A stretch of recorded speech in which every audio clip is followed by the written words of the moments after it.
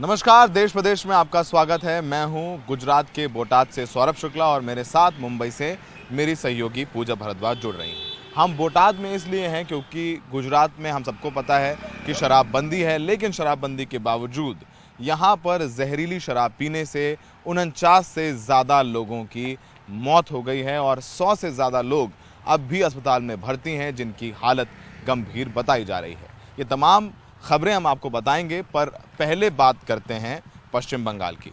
पश्चिम बंगाल की मुख्यमंत्री ममता बनर्जी ने मंत्री पार्थ चैटर्जी को मंत्री पद से हटा दिया है, उनको निकाल दिया है। हम सब जानते हैं कि मंत्री जो रहे पार्थ चैटर्जी इस वक्त गिरफ्तार हैं। ईडी ने उनको गिरफ्तार किया है। उनकी सहयोगी अर्पिता मुखर्जी के घर से ईडी अब तक 50 करोड़ से ज़्यादा कैश बरामद कर चुकी है।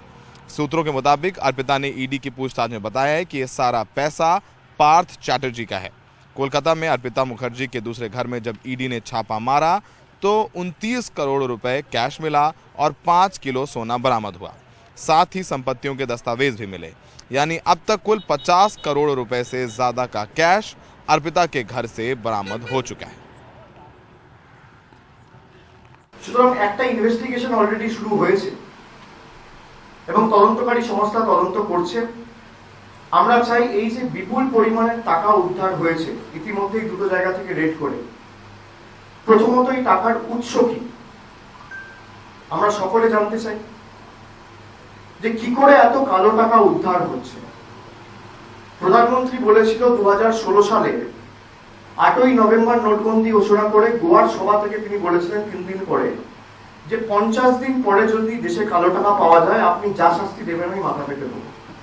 নিশ্চিতভাবে আমি কাউকে ডিফেন্ড করছি না, আমি এটা স্পষ্ট করে বলছি, আমি কথাটা বলে কাউকে ডিফেন্ড করছি না, কিন্তু কিছু প্রশ্ন সাধারণ মানুষের মনে রয়েছে, সেই প্রশ্নগুলো অ্যাড্রেস করাও। যার বাড়ি থেকে টাকা উদ্ধার হয়েছে সে দলের কেউ নয়।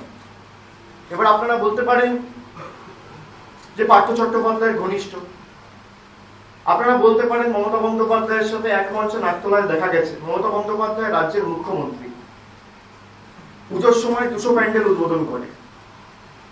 প্যান্ডেলের স্টেজের উপর কি থাকবে আর উদ্বোধন করার সময় সামনে কে থাকবে ছবির ফ্রেমে, এটা ওনার পক্ষে দেখা সম্ভব নয়। যদি আপনি সেইভাবে দলকে আক্রমণ করতে চান তাহলে একই মঞ্চে দেশের প্রধানমন্ত্রীকেও দেখা গেছে, নীরব মোদীকেও দেখা গেছে।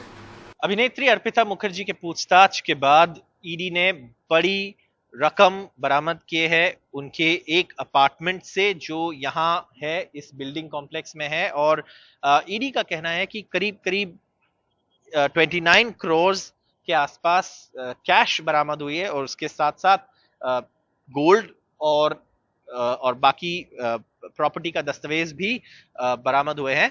हमारे साथ यहाँ पे जुड़ रहे कुछ लोग जो यहाँ पे रहते हैं और कल जब ये पूरा ईडी का सर्च प्रक्रिया चल रहे थे तब वो यहाँ पे थे। सर, आपका नाम जानना चाहेंगे और कल थोड़ा हमारे दर्शकों के लिए बताइए कि कब आया था, क्या आप लोगों को पता था कि ये पार्थो जी क्या यहाँ पे आते थे?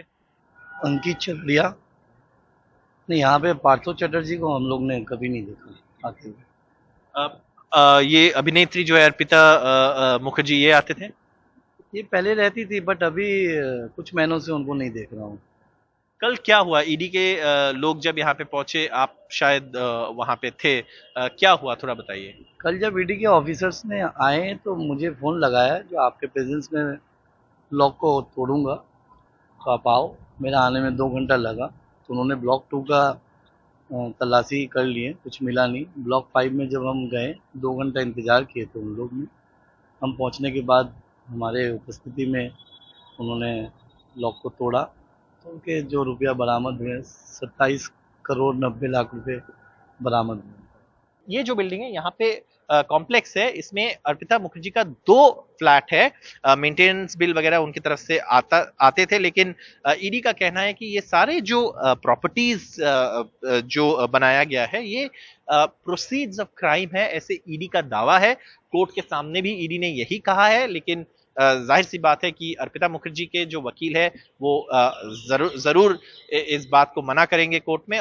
हैरान होने वाली बात यह है कि यहाँ से करीब करीब 30 करोड़ के आसपास का जो कैश है कैश बरामद किए गए हैं 29 करोड़ के आसपास, 29 करोड़ के आसपास। और साथ साथ जैसे कि हमें बता रहे थे जो यहाँ के सेक्रेटरी है, उसके साथ साथ यहाँ पे गोल्ड और प्रॉपर्टी के दस्तावेज भी ईडी ने बरामद की है।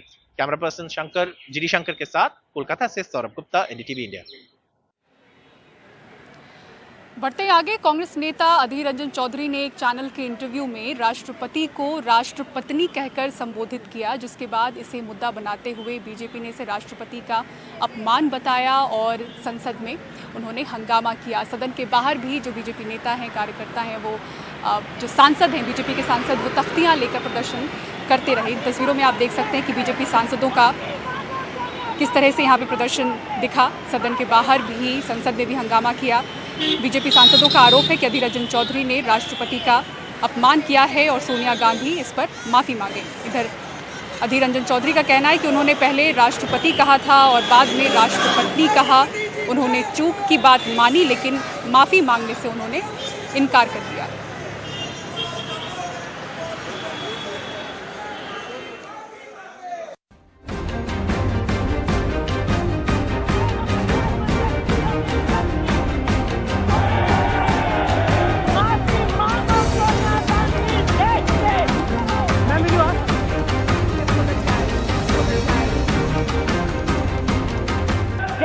राष्ट्रपति को राष्ट्रपत्नी कहकर संबोधित कर उनका अपमान किया। छोटे व्यवहार से अगर सोनिया गांधी जी पर कुछ प्रभाव पड़ने वाला है तो वो उनकी भूल होगी। माफी मांगो इस देश से, माफी मांगो सोनिया गांधी आदिवासियों से। It's a deliberate sexist abuse. He has already apologized. जी का अपमान किया, देश की हर महिला का अपमान किया। बीजेपी पार्टी एक राय को पहाड़ बनाना चाहती है। और कांग्रेस अध्यक्ष सोनिया गांधी से जब अधीर रंजन चौधरी के मसले पर सवाल पूछा गया तो उन्होंने क्या कहा, आपको सुनाते हैं। Ma'am, will you ask Adhir to apologize? Ma'am, will you ask Adhir to apologize? He has already apologized. हम इस वक्त गुजरात के बोटाद में हैं और ये ज़िला है जहां पर जो जहरीली शराब पीने से मौतें हुई हैं, सबसे ज़्यादा मौतें यहाँ पर हुई हैं। यहाँ के कई गांव हैं, जैसे एक गांव हमारे पीछे है, यहाँ पे आसपास के गांव में कहीं एक मौत, कभी कहीं 2 मौत। कुल जो मौतों का आंकड़ा है वो लगभग 50 के करीब पहुँच गया है। अब भी 100 लोग अस्पताल में भर्ती हैं। देखिए, ये हमारी ग्राउंड रिपोर्ट, जिसमें हम आपको समझा रहे हैं, बता रहे हैं कि कैसे सिर्फ कहने के लिए गुजरात में शराबबंदी है, लेकिन हकीकत क्या है, इस रिपोर्ट में देखिए। गुजरात के बोटाद में रहने वाली मनीषा बेन की चीखें सीना चीर देने वाली हैं। 25 साल की उम्र में ही मनीषा बेन से पति का साथ छिन गया है। मनीषा की 2 बेटियां भी अनाथ हो गईं। मनीषा बेन के पति 27 साल के भूपत भाई की सोमवार को जहरीली शराब पीने से मौत हो गई। भूपत भाई ने गांव के पास से ही 20 रुपए में देसी शराब खरीदी थी, जिसे पीने के बाद उनकी मौत हुई। हम अहमदाबाद से लगभग 150 किलोमीटर दूर बोटाद के रोजीत गांव पहुंचे। इस गांव में देसी शराब पीने से 11 लोगों की मौत हुई है। गांव में मातम है, कई चिताएं एक साथ जल रही हैं। एक ही भाई था आपका? एक ही बेटा था। हाँ, अकेला बेटा था, अकेले वही कमाने वाला था? अकेला वही कमाने वाला था, अब कोई नहीं है कमाने वाला। कोई कमाने वाला नहीं। कितना मुश्किल है आप लोगों के लिए? क्या करे अब, पता नहीं हम अब क्या करें, कौन कमाएगा और कैसे हमारा गुजरान चलेगा, और ये छोटे छोटे बच्चे को कैसे बढ़ाएंगे, पढ़ना लिखना कैसे करेंगे, हमें कुछ समझ में नहीं आता है कि हम हमारा गुजारा हम कैसे चलाएंगे। देश में तो कहा जाता है गुजरात में शराब नहीं मिलती, कि आपके गांव में मिल रही थी शराब? मिल रही थी ना, सब कहने के लिए बंद है, लेकिन कुछ भी बंद नहीं है। रोज यहाँ शराब बेचते हैं, लोग पीते भी है, और कुछ बंद नहीं है। सब बोलते हैं कि बंद है, लेकिन नहीं है, ऐसा कुछ नहीं है। हमारा बाबू था, ये आपका बेटा था? हमारा घर नो मूव्स कमाओ दीकरो तो इससे भैया जो निराधार। आपका बेटा था, कमाता था? आपका ही बेटा था? आपका बेटा कमाता था, मैं और निराधार पैसे से नाना बछड़ा चीरे थे, वो मोटा कर। छोटे बच्चे थे उनके? मेरा बच्चा का है ही। आ सरकार हमारे नो जोई बापा हमारी पर्दा थमकी ने बुलाली नहीं, कोरोना में अर्जी दुनिया बुलाली नहीं। रोजीत गांव के लोगों का आरोप है कि यहां सरेआम शराब बिक रही थी और पुलिस वाले भी इसमें शामिल थे। रोजीत गांव के सरपंच हमें वो चिट्ठियां दिखाने लगे जो वो मार्च से लगातार प्रशासन को लिख रहे थे कि उनके गांव में सरेआम देसी शराब की बिक्री हो रही है, लेकिन गुजरात पुलिस इस चिट्ठी पर अपनी आंखें मूंदे रही और ये हादसा हो गया। ये लेटर लिखने के बाद वो बोल रहे हमने रेड की, तो वो रेड की होती और शराब पकड़ी होती तो आज ये नहीं हुआ होता। और ये होने के बाद अभी तो मुझ पर इतना प्रेशर आ रहा है कि मुझे दबाने की बात हो रही है और मुझे लगता है शायद कोई उल्टा सीधा केस करके मुझे अंदर भी डाल सकते हैं। सरकार उनकी है तो वो कुछ भी कर सकते हैं। मैंने ये 4/3 को पत्र लिखा है PSA 4 मार्च को। हाँ, देखिए 4 मार्च को पत्र लिखा हुआ है, ठीक है। रिसीविंग भी है, उन्होंने रिसीव भी किया है। और इसके बाद भी लिखा आपने लेटर? इसके बाद भी मैंने लिखा है, इसके बाद मैंने SP साहब को लिखा है और संकलन की मीटिंग में भी लिया है। बोटाद, भावनगर और अहमदाबाद ग्रामीण में मिलाकर अब तक 49 से ज्यादा लोगों की मौत हुई है और अब भी 3 जिलों के अस्पतालों में 100 से ज्यादा लोग गंभीर हालत में भर्ती हैं। प्रशासन का कहना है कि इस मामले में जहरीली शराब बेचने और बनाने वाले 15 लोगों को गिरफ्तार किया गया है। बोटाद के अलग अलग गाँव में कुछ छोटे शराब विक्रेताओं ने मिथाइल अल्कोहल में पानी मिलाकर नकली शराब बनाई थी जो बेहद जहरीली होती है। उन्होंने 20 रुपए पाउच के हिसाब से उसे गांव वालों को बेचा। ये केस में भी गुजरात पुलिस ने एक अधिकारियों की टीम के माध्यम से ये तय किया है कि मात्र 10 दिन के अंदर ये चार्जशीट हम फाइल करेंगे और फास्ट ट्रैक कोर्ट के माध्यम से सभी परिवारों को न्याय दिलाने की कामगिरी करेंगे। गुजरात सरकार ने इस बड़े हादसे के बाद अहमदाबाद ग्रामीण और बोटाद के SP को हटा दिया है, साथ ही 10 पुलिस अधिकारियों को भी निलंबित किया है।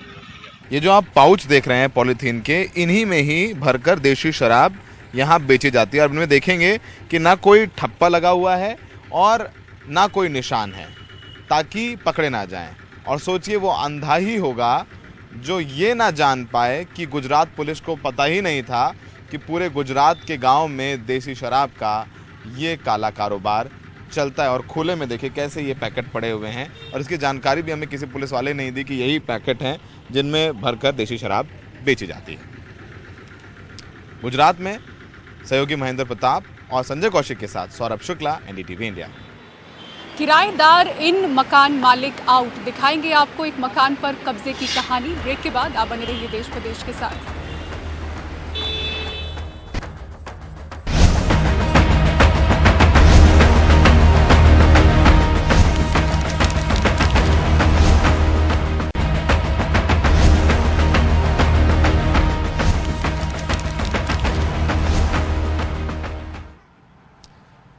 रिटायरमेंट के बाद मुंबई से ग्रेटर नोएडा आकर के बसने का फैसला बुजुर्ग सुनील कुमार को काफ़ी भारी पड़ रहा है। वो घर के मालिक हैं, उनका सामान सीढ़ियों पर है और वो अपनी पत्नी के साथ सीढ़ियों पर सो रहे हैं और जो किराएदार है वो घर के अंदर है। उन्हें अपने परिवार के साथ सुनील कुमार को सीढ़ियों पर पनाह लेनी पड़ी है।